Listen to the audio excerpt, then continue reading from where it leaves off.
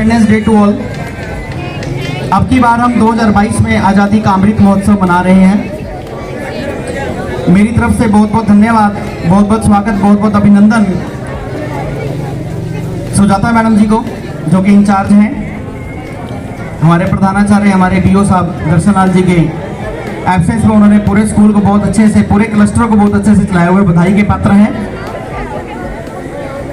और हमारे किरणपाल जी EHM और सुरेंद्र जी हमारे बीच में इंग्लिश के बहुत बड़े विद्वान हैं। आज स्कूल का सौभाग्य है राकेश शर्मा जी। और आज इस कार्यक्रम में मुख्य तौर पर उपस्थित हुई हमारे इसी गांव की मोस्ट एजुकेटेड जो गर्ल है, MCA कर रहे हैं आई थिंक कंप्यूटर से, ध्वज फहराने के लिए। और इस स्कूल के अंदर हमारे सभी उपस्थित SMC मेंबर्स, SMC प्रधान, सेल्फ हेल्प ग्रुप के सभी सदस्य, सभी जो विद्यार्थी आए हैं, उन सभी विद्यार्थियों के पेरेंट्स, सभी लविंग विद्यार्थी, सभी को मेरी तरफ से हैप्पी इंडिपेंडेंस डे। जो हम आज ये इंडिपेंडेंस डे मना रहे हैं, आज ये इंडिपेंडेंस डे मनाने के लिए, इस अमृत महोत्सव को मनाने के लिए हमें ये इतना बड़ा मौका कैसे मिला, ये एक विचारणीय विषय है। ये मौका क्यों मिला? क्योंकि ये आज़ादी जो हमें मिली है, ये बहुत आसानी से नहीं मिली है। ये बहुत दुनिया ने इसके लिए प्राण न्यौछावर किए, बहुत मेहनत की है, उसके बाद हमें ये आज़ादी मिली है। ये आज़ादी बहुत सस्ती नहीं है। इस आज़ादी के लिए बहुत बड़ी कॉस्ट जो है चुकानी पड़ी है। बहुत दुनिया ने अपने प्राण न्यौछावर किए, तब जाकर हम लोग इंडिपेंडेंस देख पाए। और अभी जो हम लोग इस भारतवर्ष में रह रहे हैं, हम लोग बहुत किस्मत वाले हैं जो आज़ादी को अपनी आंखों से देख पा रहे हैं, अनुभव कर पा रहे हैं। तो हम लोग बड़े किस्मत वाले हैं जिनको ये आज़ादी देखने को मिली। और उससे भी बड़ी किस्मत वाले ये हैं कि हम लोग जो आज़ादी का अमृत महोत्सव मना रहे हैं, जो इस समय पर हम लोग आज़ादी का अमृत महोत्सव मना रहे हैं, हम लोग बहुत ही ज़्यादा किस्मत वाले हैं। क्योंकि हमने साल, 2 साल से, 3 साल से बहुत विकट परिस्थितियां इस देश के अंदर देखी हैं। बहुत सी दुनिया, हजारों लाखों की तादाद में लोग कोरोना से चले गए, बहुत सी दुनिया डेंगू में चली गई, बहुत बड़ी महामारी हमारे पूरे विश्व ने झेली है। आज़ादी को अक्षुण्ण बनाए रखना, आज़ादी को सहेज कर रखना, ये हम लोगों की रिस्पॉन्सिबिलिटी है, हम विद्यार्थियों की जिम्मेवारी है। हमारा दायित्व और ज़्यादा बढ़ जाता है जब हम बात करते हैं आज़ादी की। देश के अंदर बहुत से पॉजिटिव एंड नेगेटिव हमें परिवर्तन देखने को मिलते हैं। हमारा विद्यार्थियों का जो एक ध्येय होना चाहिए, वो केवल और केवल एक स्टडी होना चाहिए। जैसा कि हमारे पास एक सीनियर सेकेंडरी स्कूल है, तो मैं स्टूडेंट्स के लिए अपनी एक टेक्निक यहाँ पर देना चाहूँगा। हमें केवल और केवल 4 अक्षर याद रखने होंगे लाइफ में, अगर हमें आगे बढ़ना है तो।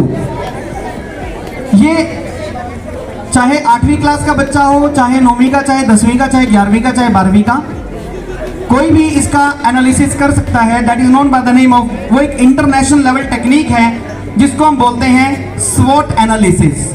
सभी बच्चे सुन रहे हैं जो मेरे सामने बैठे हैं? क्या बोला मैंने? दोबारा बोलता हूं एक बार, आप जोर से सभी बोलकर बताइएगा क्या चीज है वो। स्वॉट एनालिसिस क्या है? और जोर से बोल सकते हैं, स्वॉट एनालिसिस। स्वॉट analysis, very good. अब आप सीख गए कि क्या चीज है, आप नाम समझ गए। स्वॉट एनालिसिस एक इंटरनेशनल लेवल की एक टेक्निक है।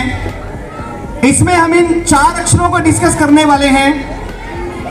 इनमें से स्वॉट की पहले अक्षर की अगर मैं बात करूं, स्वॉट का पहला अक्षर है S। आप बताएंगे कौन सा है पहला अक्षर? Very good. दूसरा अक्षर कौन सा है? W। क्या है? कौन सा है? Very good. और तीसरा अक्षर है O। क्या है? और चौथा अक्षर है T। क्या है? तो ये क्या बन गया? SWOT। क्या बोलेंगे? स्वॉट बोलेंगे। एक बार बोलिए, पहले नंबर पर क्या था?